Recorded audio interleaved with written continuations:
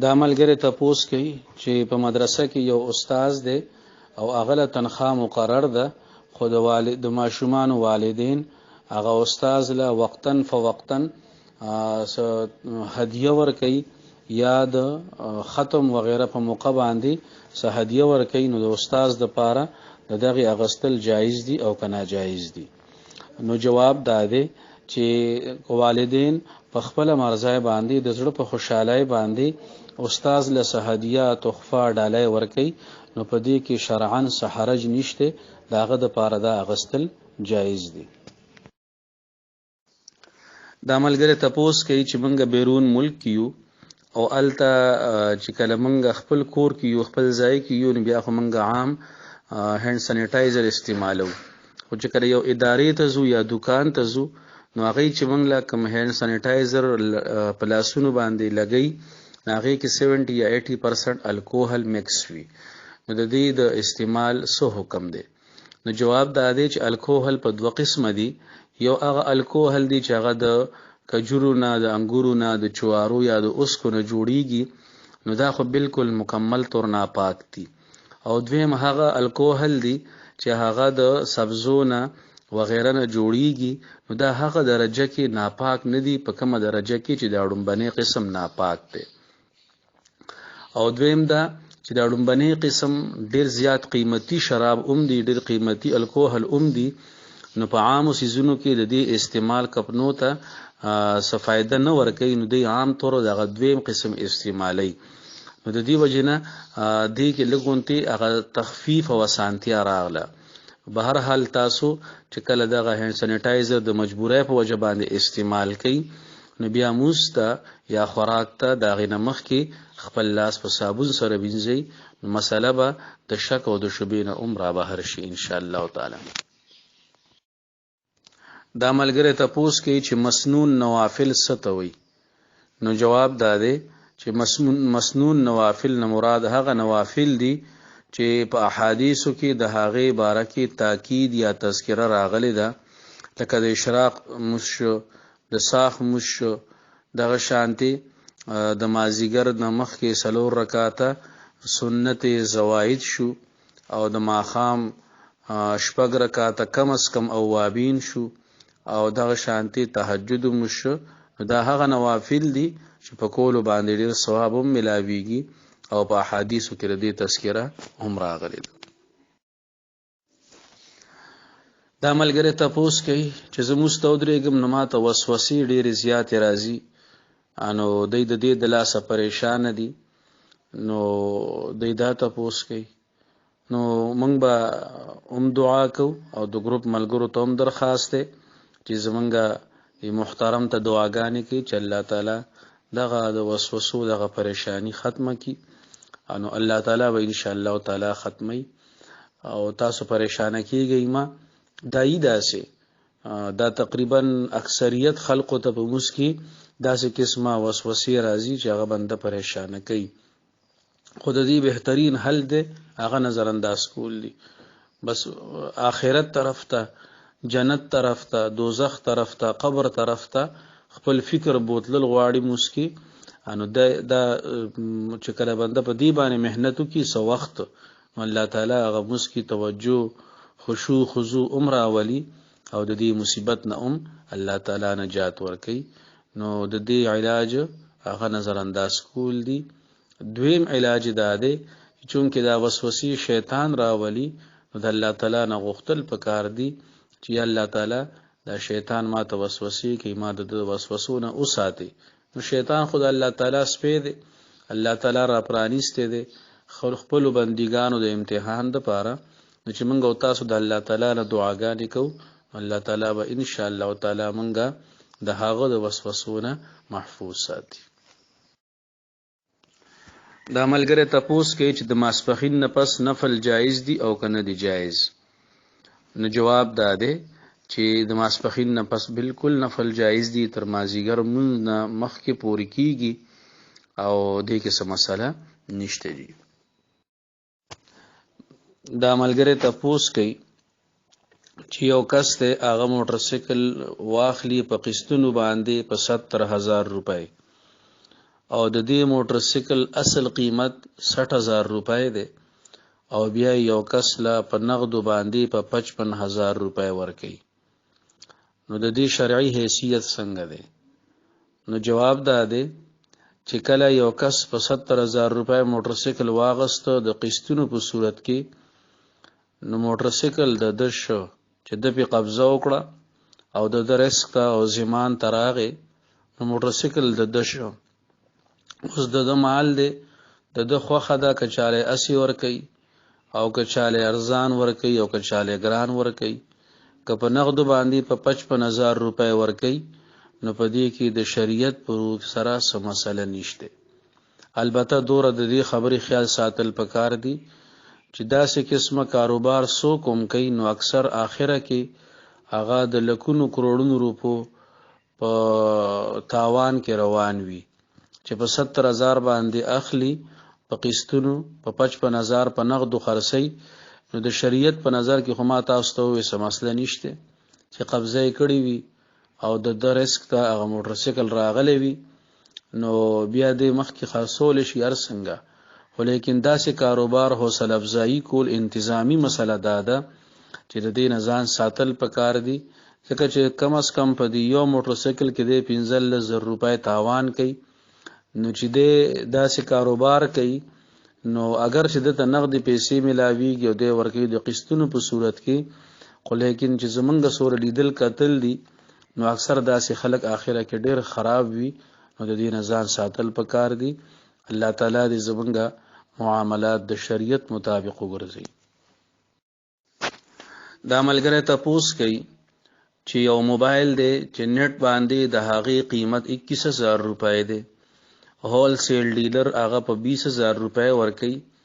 یو کس سره دغه موبایل دی او هغه یې خرڅوي په قسطونو باندې په 24,000 روپۍ. نو آیا د دې خرڅونکي دپاره دا ضروري ده چې دی به هغه خریدار ته وایي چې ګوره دی په نیټ باندې په 21,000 دی او هول سیل ډیلر دی په 24,000 روپۍ ورکوي، په 20,000 روپۍ ورکوي؟ آیا دا د زرو په وضاحت تپوس دی کې چې دا ضروري دی او که ضروري نه دی؟ نو جواب دا دی که چېرې د هغه سره داسې بیع کوي، داسې معامله کوي چې اصل قیمت ورته وموښي او بیا ورته خپله ګټه وموښي چې ګورې مات په 2 اغست په 2 اغسته او تاله یې زه په قسطونو کې په 2 درکوم، نو بیا دا ضروري ده چې د هغه قیمت وښي چې کوم قیمت باندې دته پرېوتی دی. بس د باندې دغه ذمہ داری ده که چېرې د اصل قیمت او ګټه خول غواړي نو دروغ به نه وي دی کې، او دا په ده باندې څه ذمہ داری نشته چې دا ورته ووایي چې هول سیل ډیلر سره په څو ملاویږي. البته که چېرې د خیرخواهۍ خبره وي، د همدردۍ خبره وي، انو ورته وویلی شي چې ما سره دا موبایل په 21,000 روپۍ باندې دی او هول سیل ډیلر سره دا په 20,000 روپۍ باندې دی. نو د همدردۍ یو بنیاد باندې خو دا خبره کېدی شي، خو لیکن د معاملاتی طرز عمل په بنیاد باندې په ده باندې دا لازم او ضروری نه دی. دا ملګری تپوس کوي چې په کومه کمره کې تصویران لګېدلې وي نو په هغه کمره کې موسکیږي او که نه کېږي، او دی دا هم وایي که دغه تصویر د موسکوونکي شاته کمره کې لګېدلی نو د دې څه حکم دی؟ نو جواب دا دی چې په کومه کمره کې تصویران وي نو په هغې کې موسکول مکروه تحریمي دي، او د ټولو نه زیات کراهت او بدواله په هغه وخت کې دی چې کله تصویر فرنٹ کې لګېدلی، او بیا 2 نمبر کراهت هغه وخت کې دی چې تصویر د سر د پاسه لګېدلی، او 3 نمبر کراهت هغه وخت کې دی چې کله تصویر د مسکوونکي ښي طرف ته لګېدلی، او 4 نمبر کراهت هغه وخت کې دی چې کله تصویر د مسکوونکي ګس طرف ته لګېدلی، او د ټولو نه کم کراهت هغه وخت کې دی چې کله تصویر شاته لګېدلی وي. نو چې که تصویر شاته لګېدلی وي نو دا کراهت د ټولو نه کم دی، خو بیا هم مکروه دی. نو د دې وجې نه کمره کې تصویران لګول اسې هم ناجایز دي. د رحمت فرښتې کور ته نه راځي نو دغه په وجه باندې لور کول پکار دي. او دویم دا چې زمونږ د مسلمانانو کورونه دي نو په هغه کې خلق منځونه کوي نو بیا موس کې کراهت راځي، نو په دی وجه باندې د تصویر لګولو نه مکمل طور ځان ساتل پکار دي. دا ملګری تپوس کوي چې یو جانماز وي یا یو غټه کپړه وي د هغې لاندې طرف پلیت وي او پاسنې طرف پاک وي، نو په دې باندې موس کول یا جنازه کول دا جایز دي او که ناجایز دي؟ نو جواب دا دی چې بهتره خبره خدا ده که د دین علاوه سبله کپړه یا جانماز میسر وي انو بیا داسې کپړه یا جانماز استعمالول نه دی پکار چې د هغې اندرونی طرف هغه پلیت وي. خو که چېرې بله کپړه یا جانماز نه وي انو بیا په دغې جانماز باندې په دغې کپړه باندې موس کول الای جایز دي که د هغې لاندې طرف پلیتوالی هغه نمی یا د هغې بوی پاسه طرف باندې ظاهر نه وي، نو بیا په دې باندې موس کول جایز دي. او که چېرې د هغې نمی د پلیتای والا نمی د لاندې طرف نه پاسه طرف ته محسوس شي یا د هغې بوی محسوسیږي نو بیا په داسې جانماز یا غټه کپړه باندې موس کول جایز نه دي. دا ملګری تپوس کوي چې یو کس نوکر پیشه دی او هغه چوټیانې کوي، نو آیا د ده دپاره دغه تنخواه کې څه مسله راځي او که نه راځي؟ او دویم تپوس دا کوي چې یو امام دی او هغه مقتدیانو سره خبره کړې ده چې زه به یو مزله مستقل نه راځم د یو مصروفیت د وجې نه، نو د دې نه علاوه چې کله هغه روزانه دوه نورو منځونو نه راځي د دې څه حکم دی؟ نو جواب دا دی چې کوم نوکر پیشه سړی دی نو د ده خو ډیوټي دا ده چې دی به خپل ټایم ورکوي، نو که د اصولو او د قوانینو لاندې دی چوټي کوي باقاعده درخواست لیکي محکمه د هغه درخواست منظور کی او بیا د چوټیانې کوي نو بیا خو څه مسله نشته. خو لیکن که دغه شانتي چوټي کوي ډیوټی له نزي نو دا په خپل ډیوټی کې کوتاهی ده او ډیوټی کې کوتاهی او کمی کول هغې سره تنخواه متاثره کیږي، د دغه ایسې تنخواه دا د جوړیږي نه، انو دی وجې نه خپل ډیوټی کې اهتمام ساتل پکار دي، پوره حاضری کول پکار دي. امام له پکار دي چې هغه کم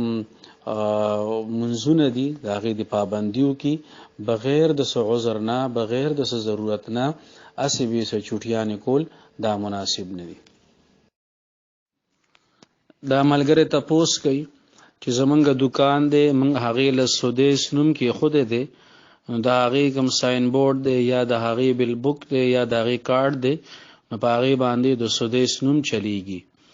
نو دی ته چا ویلي دي چې صرف سودیس نوم کېښودل صحیح نه دي، نو دی د دې باره کې تپوس کوي. او دویم دا چې د سودیس معنی څه ده؟ نو جواب دا دی چې سودیس نوم امام کعبه شیخ عبدالرحمن السدیس د هغې د نوم نه مشهور شوی دی او چونکې دا د هغې قبیله ده نو د هغې سره هغه خپل نسبت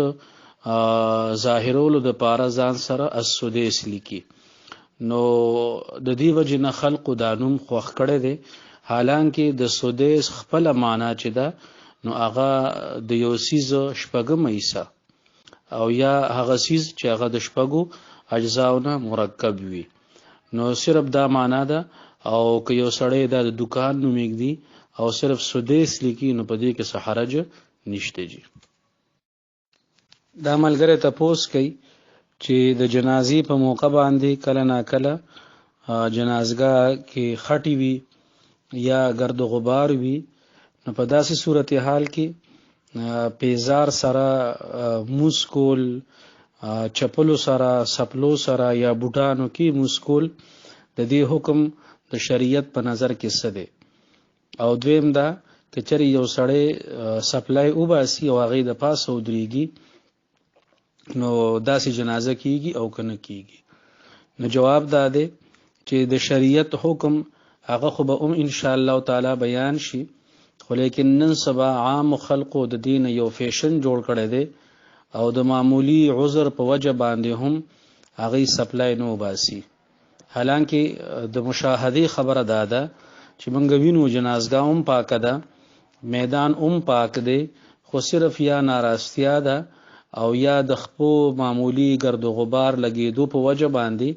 هغه په پیزار کې مسکی. حالانکه دا خبره ذهن کې خودل پکار دی چې نن موږ د یو مسلمان په جنازه کې ولاړ یو، نو زموږ مقصد دا دی چې الله تعالی دته مغفرت نصیب کړي. موږ الله تعالی ته په جرګه باندې ولاړ یو، سباله به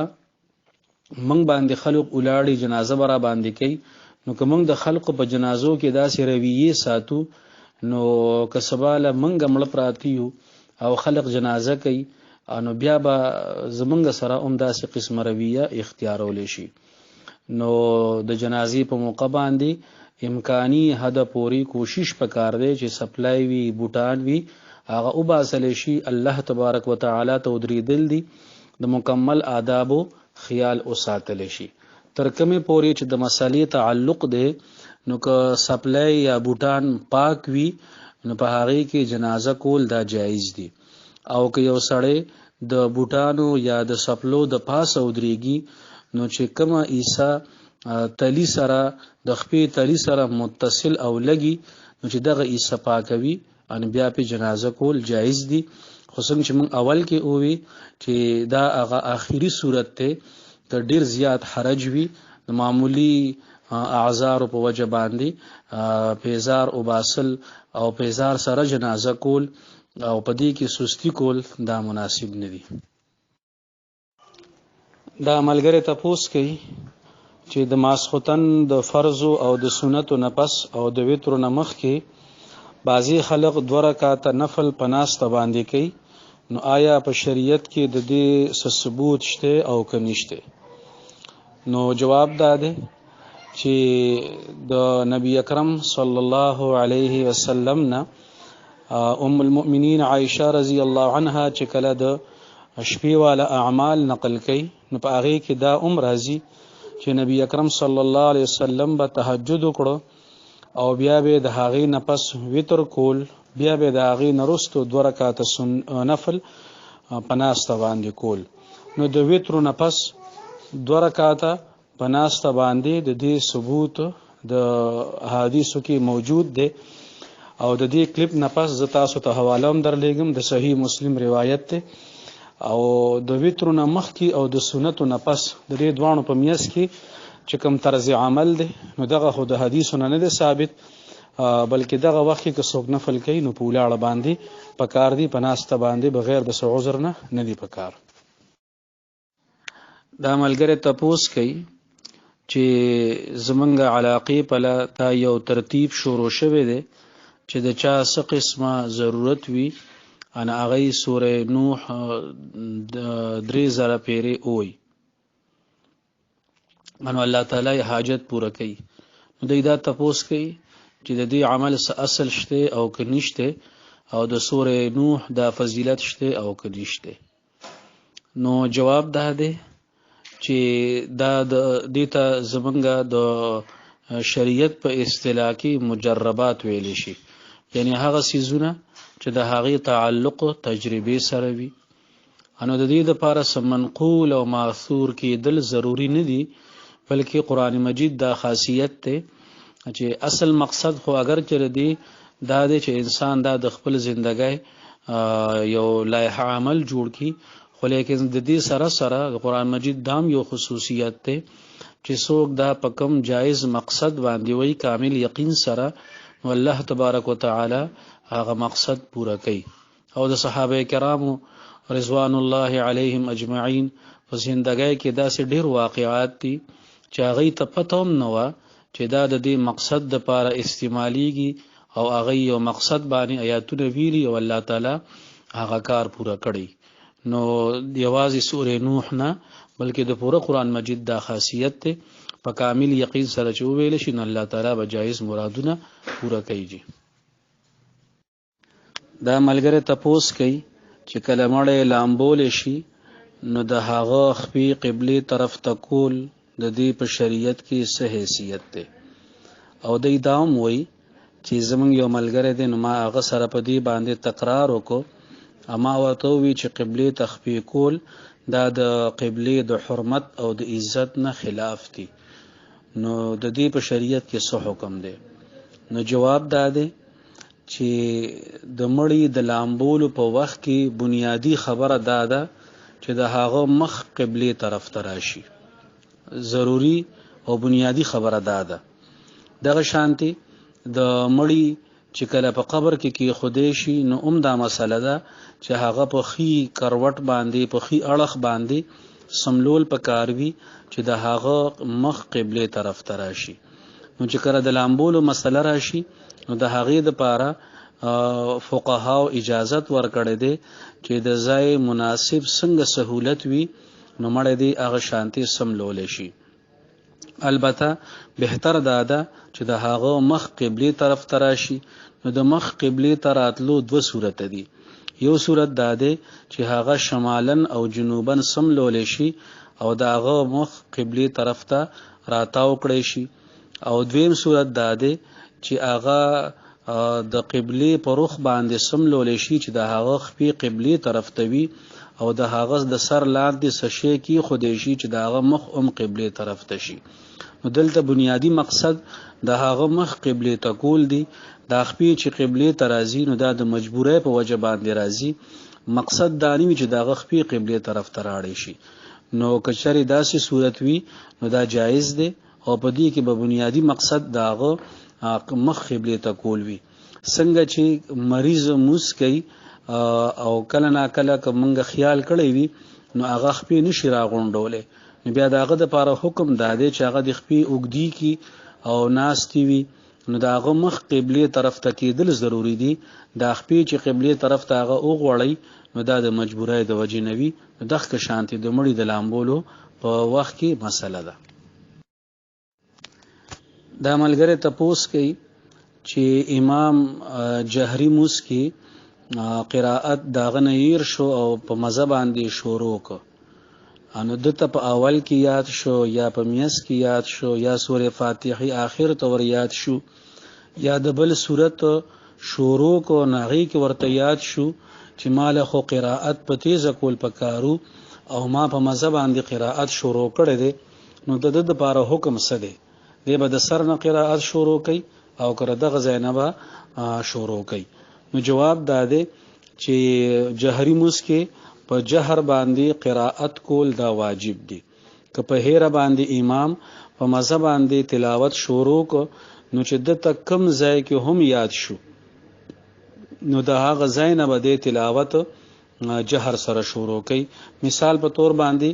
ایاک نعبد و ایاک نستعين چې د وی په سرن په پټه باندې نو د ته یاد شو چې دا خو جهري موز دی نو دغه ځای نه به ایاک نعبد و ایاک نستعين شروع کی او جهر به شروع کی او آخره کې به سجده سهو کوي دوباره د سر نه قراءت کول دا ضروری نه دي چې کومه پورې سرن ویل دي نه هغه کافی شو او دا غي نه پس به جهرن قراءت کوي دا ملګری تپوس کوي چې یو مسجد کې خختي یا چوکي د فرش په تور باندې لګیدلې وي اوس د هغه مسجد دوباره مرمت کیږي نو دغه خختي یا دغه چوکي دا غینه فاضل دي نو د مسجد کمیټه دا فیصله وکړه چې موږ دا خرڅو یو کس علي نو هغه دا په لار کې لګي یا په چوله کې لګي نو دا جایز دي او کنا جایز دي